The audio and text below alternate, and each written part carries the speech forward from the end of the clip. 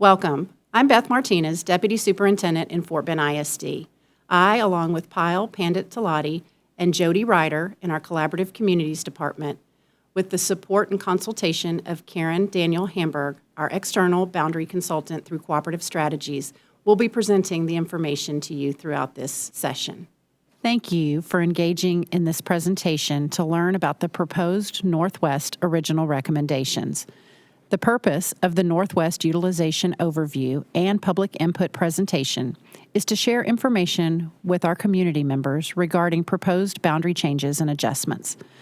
This presentation will include information on who is involved in creating recommendations and how they are developed, the district's 8-step attendance community process as defined in Board Policy FC Local to continue to keep the public informed of each step, an overview of the 8 decision principles also defined in Policy FC Local, in-depth information on the proposed recommendation including campus utilization numbers and boundary maps, a preliminary report, and last but not least, an opportunity for the public to provide input via an online and engaging platform.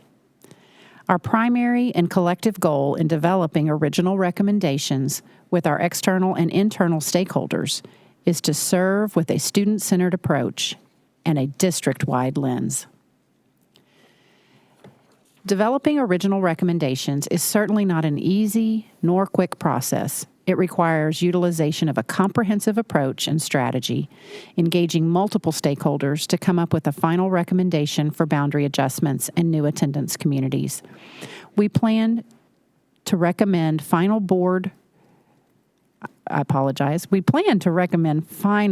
boundary recommendations to our Board of Trustees in February. Our stakeholders in this process include Population and Survey Analyst, or PASA.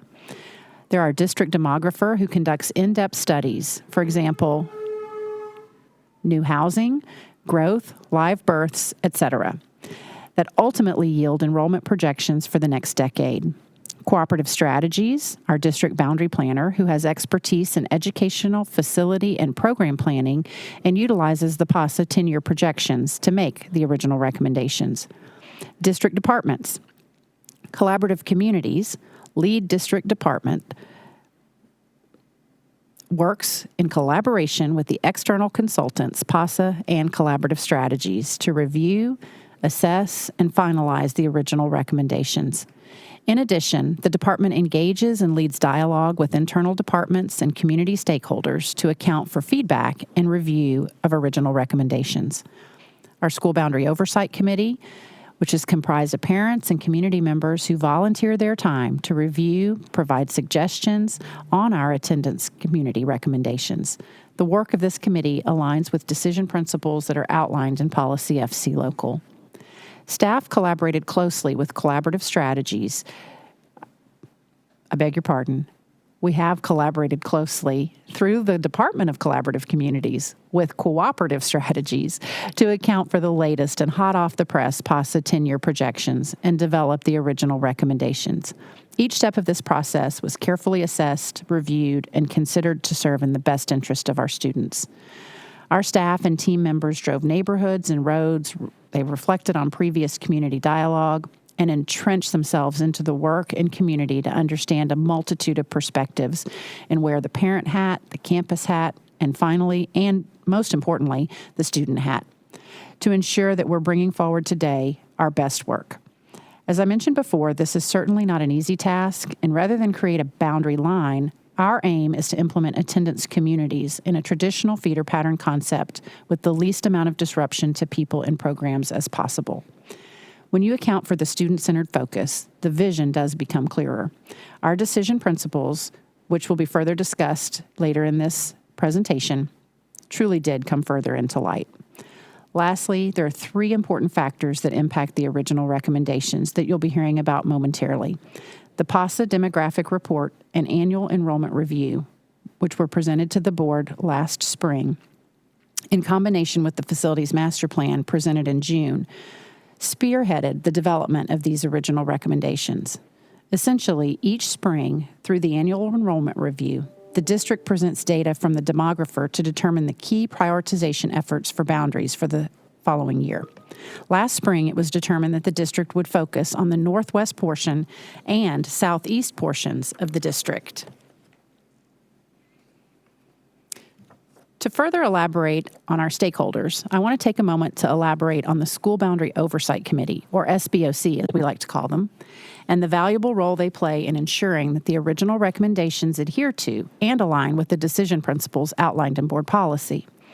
The SBOC is comprised of 55 parents and community members who represent all 11 feeder patterns. Members apply through an application process to serve on this committee and contribute a significant amount of their time to work alongside the district administration. We greatly appreciate their input and the in-depth review of the original recommendations. Specifically, their role entails analyzing information presented by the district boundary planner and verifying if they adhere to guidelines and board policy, accepting, modifying, or rejecting the administration's original recommendation. District administration coordinated a recent meeting with the SBOC on January 12th to discuss the Northwest original recommendations. Information and results from this meeting will be discussed later in this presentation. There are 8 decision principles outlined in board policy to help aid and inform the development of the original recommendation.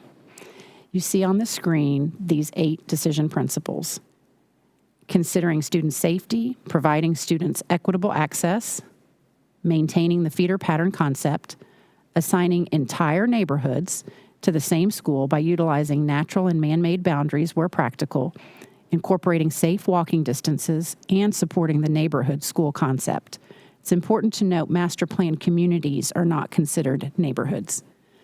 Balancing utilization among campuses while considering future growth, considering balancing the efficient use of existing facilities and the equity of academic programs that minimize reliance on portable classrooms, considering the unique needs of student populations based on current or future programming, considering boundaries that shall withstand time and minimize student moves to the greatest extent possible, and considering financial impact that lessens future capital and operational cost. Please make note that these decision principles will be discussed in further detail later in this presentation. Well, you've heard a lot now about our policy FC Local, and this comprehensive policy also provides an 8-step change process that we undergo as it relates to developing, presenting, and approving an original recommendation. You'll be able to see the role and involvement from each stakeholder group through the swim lanes shown on this slide. Additionally, we've inserted dates, and we have these here to ensure that we keep track and allow for sufficient time to plan. We are currently on number 5, or step 5 of this 8-step process, with the primary aim to present final recommendations to the Board of Trustees in February. Now I'd like to turn it over to Karen Daniel Hamburg, our Cooperative Strategies Consultant. Thank you. In reviewing last year's PASA Demographic Report, Annual Enrollment, and Facilities Master Plan, a key priority area of focus was addressing the northwest portion of the district. As a result, today, we are bringing you the original recommendations to address the overutilization at Travis High School, underutilization of Bowie Middle School, the underutilization of Kempner High School, and the implementation of boundary adjustments for specific campuses. Based on our assessment of the latest PASA projections, we are recommending to move the Brazos Bend Elementary Attendance Community to the Austin High School feeder, adjust the Patterson Elementary Attendance Community to attend Crockett Middle School only, adjust the Arizona Fleming Elementary Attendance Community to attend 100% at Hodges Bend Middle School and then Kempner High School, adjust the Holly Elementary Attendance Community to attend 100% to Hodges Bend Middle School, then Bush High School, and adjust the Satartia split Austin High School and Clements High School only. I will first go over the changes to the Brazos Bend and Patterson feeder patterns. Please note that no changes are being proposed that adjust these elementary boundaries, only where they will attend middle or high. In the original recommendation, the Brazos Bend attendance community would move to the Austin High School feeder. Brazos Bend is currently in the Travis High School feeder, and this change would help relieve Travis High School. Brazos Bend would continue to feed to Satartia Middle School. Satartia Middle is currently split between Austin, Clements, and Travis schools. By moving the Brazos Bend attendance community into the Austin High School feeder, the Satarsha Middle School feeder schools are just Austin and Clements High School. Next, the Patterson Elementary attendance community would change to only feed the Crockett Middle School. Patterson is currently split 60% to Crockett Middle School and 40% to Bowie Middle School. This change would put Patterson 100% to Crockett Middle School. This would also update the high school feeder from Crockett to be 85% to Bush and 15% to Travis High School, providing relief to Bowie Middle School. We will now review the changes made to the Arizona Fleming and Hawley attendance communities. A small percentage of Arizona Fleming, 15%, attends Garcia Middle School and then Austin High School. With the goal of keeping students together and better utilizing Kempner, this recommendation is being made. A very, very small percentage of Hawley Elementary School, only 2%, attends a different middle school and high school than their peers. In keeping with the same goal of keeping students together and utilizing a natural boundary of Belfort Boulevard, we are recommending this area to attend Oyster Creek Elementary School. They will remain at Garcia Middle School and Austin High School as they have before. This is the current Northwest High School feeders, which we are proposing adjustments for. When reviewing the percentages, please note that they feed directly up. As an example, 100% of Barbara Jordan Elementary attends Crockett Middle School. Crockett Middle, made up of Barbara Jordan, Seguin, Mission West, and Patterson, then feeds 100% to Bush High School. The highlighted campuses are the campuses that have been presented for proposed adjustments and/or moves. The charts on this slide represent the enrollments and utilizations of both Hawley and Oyster Creek Elementary School, the two elementary schools whose attendance communities would be impacted by the original recommendation. The other elementary schools previously mentioned are only changing feeder patterns. The top chart represents the enrollment and utilizations based on current boundaries. The bottom chart represents this information based on the proposed changes. A few notes about these values. 2022-23 actual enrollment and utilization account for cap and overflow and other transfers. Projected enrollment, however, is based on only students living within that school's attendance community. The charts on this slide represent the enrollments and utilizations of the middle school attendance communities that would be impacted by the original recommendation. The top chart represents the enrollments and utilizations based on the current boundaries, and the bottom chart represents this information based on the proposed changes. As you can see, changes made at these schools would better balance utilizations next year and into the future. A few notes about these values. The 22-23 actual enrollment and utilization account for cap and overflow and other transfers, while the projected enrollment and utilizations is based only on students living within the school's attendance community. Bowie Middle School is projected to reach 110% utilization by 2027. Current recommendation will keep Bowie Middle School below 100%. Along with this, the current recommendation better balances utilizations between Garcia and Hodge Bend Middle Schools. However, long-range planning and utilization is warranted for further review and assessment of Hodge Bend. The charts on this slide represent the enrollments and utilizations of the middle school attendance communities, including the capacity of the portables on each site. The previous slide did not include portable capacity. As you can see in this chart, some portables may no longer be needed after boundary changes. For example, changes proposed to Bowie Middle School provide enough relief to this area that the portables on this site may no longer be necessary. The charts on this slide represent the enrollments and utilizations of the high school attendance communities that would be impacted by the original recommendation. The top chart represents the enrollments and utilizations based on the current boundaries. The bottom chart represents this information based on the proposed changes. It is important to note that 107% is not really 107% for Austin High School, as the current students have the choice to remain at Travis High School. A few notes about these values. The 22-23 actual enrollment and utilizations in the chart account for cap and overflow and other transfer students, while the projected enrollment and utilizations is based only on students living within the school's attendance community. Travis is currently projected to be 140% utilized by 2030-2031 if no adjustments are made. Kempner is currently projected to drop to 65% by the year 2027-28 if no adjustments are made. Proposed recommendation will provide short-term relief to Travis and increase utilization at Kempner. The charts on this slide represent the enrollments and utilizations of the high school attendance communities, including the capacity of the portables on each site. The previous slide did not include portable capacity. As you can see in the chart, some portables may no longer be needed after boundary changes. Remember that current students will have the choice to remain at Travis. Looking at the chart, the Travis utilization with portables is 87%. In this case, portables on this campus would be reduced from 14 to 3. It's important to note that long-term planning is warranted for the district in the future. Thank you, Karen. My name is Payal Banditalati, and I'm happy to provide results from the preliminary report for the northwest portion of the district. The preliminary report is drafted after district administration engages with the SBOC members to present the original recommendations and obtain their feedback. The report provides initial findings based upon discussions and items brought forward by the SBOC. Cooperative Strategies presented the original recommendation to the SBOC and provided a rationale for how each decision principle aligned with the proposed boundary changes and adjustments for the Northwest. Each proposed change or adjustment was presented separately. To elaborate, move Brazos Bend Elementary School attendance community to Austin feeder and adjust Sartarsha Middle School split to Austin High School and Clements High School only. Adjust Patterson attendance community to Crockett Middle School only. Adjust Arizona Fleming Elementary School attendance community to 100% Hodges Bend Middle School and Kempner High School. Adjust Hawley Elementary attendance community to 100% Hodges Bend Middle School and Bush High School.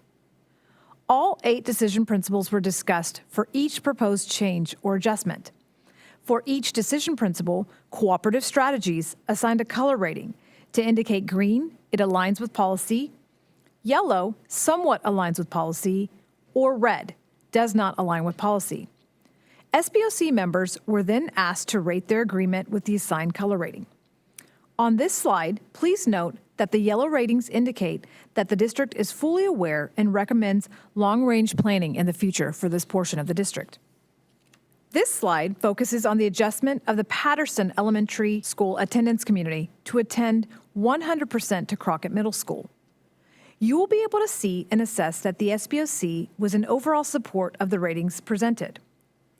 We did want to call your attention on the assigned yellow color, as it creates a feeder pattern split.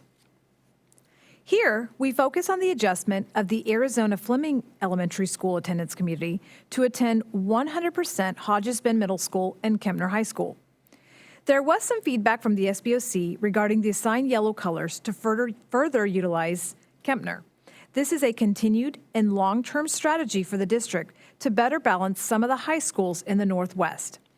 As a reminder, the primary focus for the 23-24 boundary changes and adjustments in the Northwest, as established in last spring's annual enrollment review, was to focus on relieving Travis High School and Bowie Middle School in the near term. Lastly, this slide focuses on the adjustment of the Hawley Elementary School attendance community to attend 100% Hodges Bend Middle School and Bush High School. All decision principles were assigned a green with overall support from the SBOC. The last piece of the preliminary report entails the SBOC overall support rating of the original recommendation. As you can see on the slide, 41% accepted the original recommendations as presented. 41% accepted the original recommendations but have hesitation. 14% did not accept the original recommendation, but will not impede on the process. 4% reject the original recommendation. I will now turn it over to Ms. Jody Ryder to share the process for public input. Thank you, Pyle. All stakeholders have been invited to express their hopes, concerns, thoughts, and ideas in the boundary planning process. To help us achieve this goal, we are using Thought Exchange, a discussion management software tool, to bring people together to have dialogue in an anonymous fashion. Thought Exchange allows stakeholders to actively engage in the feedback process by sharing thoughts confidentially and anonymously by ensuring all voices are heard. In addition, those who speak languages other than English can participate in their native language through the translation feature.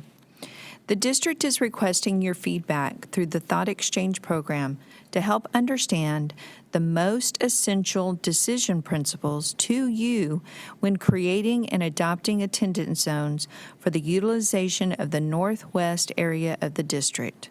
As a reminder, there are 8 decision principles found in board policy that help inform decisions around boundary planning. These were shared earlier in the presentation and can also be found on the district website for reference. The Thought Exchange question has been posted on the district's website and on this slide via QR code at the bottom. When the Thought Exchange has been accessed, the participant simply clicks on the links or scans the QR code to share anonymously as many thoughts and concerns and ideas that they like. Participants may come back as many times as desired, while the exchange is open to rate or review new ideas or to add more. We encourage returning to the exchange platform multiple times to view the thoughts of the collective community. As feedback comes in, more information surfaces to reveal the most important topics the community wants more conversations around. Once the Thought Exchange closes, the district will provide responses to the School Boundary Oversight Committee and the Board of Trustees. Thank you again for participating in this process. As part of the 8-step attendance community change process, next steps will move us to number 6. The district will carefully review and assess all public feedback and decide on whether adjustments need to be considered for the proposed boundaries before bringing to the board for final approval. We would like to thank you again for the time that you dedicated to watch this presentation and provide your input. Thank you.